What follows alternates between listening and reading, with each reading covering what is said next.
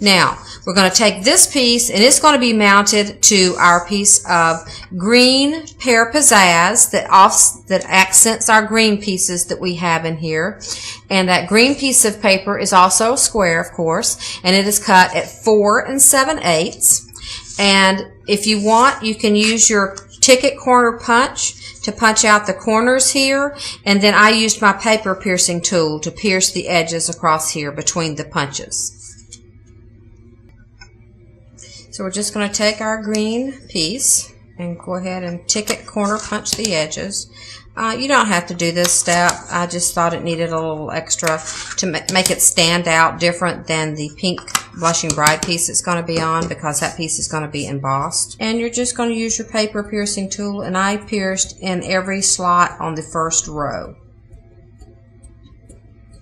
all the way around the card. Of course, stopping before you get to the ticket corner and move your template over. So now we're going to mount our piece of artwork, which I'm considering the quilting pieces to be our artwork. Snail is not going to be quite strong enough to hold all this because it has been embossed, so it'd be better to use something like sticky strip or either like your score pal tape.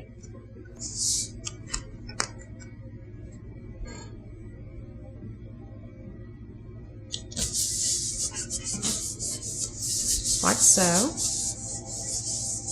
Okay, now our next layer is a piece of Blushing Bride. And it should be a 6-inch square to make this actually work the easiest for you. I want to emboss enough of the paper that I can tear it off to 5 1/4. Okay, now that my piece is embossed, I am going to tear it down to the 5 1/4 size. And the easiest way I have found to tear paper really is if you get it just a little bit wet, it'll prevent it from tearing too much. So I'm just gonna, because this is a 5 1/2 inch piece of paper, it's not gonna take but just a little bit on each side of this long side. So I'm just wetting that with my Aqua Painter, just all along the edge. And then I'm gonna mark off, I'm just gonna go right about 1/2 inch in here and make a swipe with my Aqua Painter a couple times. And then I'm going to measure from there over to 5 1/4 and run my Aqua Painter down that. I'm trying to tear this pretty quickly before my water dries out on my, as it already has, where I can't really tell where I've wet it. So I'm just going to wet it again. It was right about 1/2 inch, I believe. I'm just going to run a little more water down that edge. Fold it over. Usually I do a little better if I kind of fold it first. Kind of gets me a nice line to go on. Do a little sponging around the edges. And as a sponger, I don't like daub around. I like to be I'm a flicker. I like to just flick the edges. And you want to decide which one of these you want to be your front. A lot of people like the little crosses of the lattice work more than they like the little indented squares. So that's just up to you which side of the lattice you actually want to use. We want to make sure that's going to fit on our 5 1/2 folded card, and I'm making this a square, but I'm going to have it open with this way. Make sure my cardstock fits. And it is a little bit too long, so I'm just going to wet that edge again. And flick those edges. And that's going to lay right on our card. Perfect. And because this, once again, is because it is embossed, it's going to need to be adhered to the front of the card using something like sticky strip or score pal tape. Once you get that all stuck down with your heavy-duty tape, you can see my little embossing line right there, but it's really not going to matter much because it's going to be covered with our green piece, with our artwork mounted.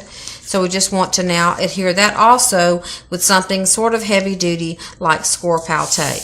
And make sure that you put some in the center so that this sentiment does not weight it down and pull it away, since this is a large spanse that we're covering.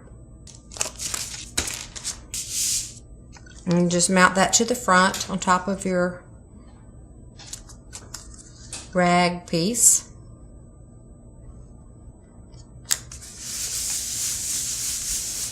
Okay, now we're going to do our ribbon like we have been doing so much of lately, because it just really has a nice enhanced look to the card. It's not too much. It's not really a big giant bow or anything, but we're going to use sticky strip or your score pal tape. We're going to put a piece about a 1/2 inch up on the artwork, all the way from the green edge to the green edge, and just pull that off. And we're going to lay our ribbon down in it just like we've done before several times. And the way I like to do it is fold my ribbon in half so I know where the center is, and then start from there. And we're just going to do it like we were doing before. We're just going to squinch up a little bit back and forth, until we get it all squinched up all the way to the edge. Now when you get down to your end, we're just going to cut off a little piece of this ribbon, and we're going to leave a little place here loose, stuck up, not completely stuck down into our tape. And I'm going to take this little piece that I cut off, or if you're using it straight from the spool, you can just measure it accordingly. If not, it takes about 16 inches. And we're just going to tie a knot, and then we're going to stick that down into our tape really nice and tight.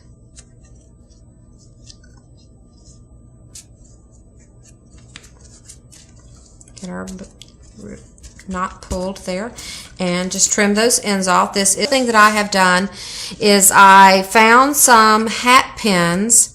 I've actually found them online, and what I did was I went through my bead drawer and pulled out a bunch of beads, and I've made a hat pin. And I'm going to take this hat pin and I'm just going to stick it through this knot. I put a few beads on there first, like that, and then take it, and using the pointy end, because it's sharp like a pen, and I'm going to stick it through this knot, and then I'm going to feed my other beads back on the end and put the little clutch on.